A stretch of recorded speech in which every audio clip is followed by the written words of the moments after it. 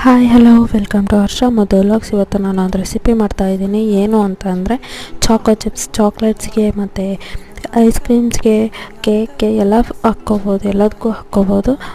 First 2 table spoon of sugar powder, 1 table spoon cocoa powder, 1 pinch off salt, 1/4 table spoon coffee powder. ನಾನು ಬ್ರೂ ಹಾಕ್ಕೊಟ್ಟಿದ್ದೀನಿ. ನಿಮ್ಮ ಹತ್ರ ಯಾವ್ದು available ಇರುತ್ತೋ ಅದನ್ನ ಹಾಕ್ಕೋಬೋದು.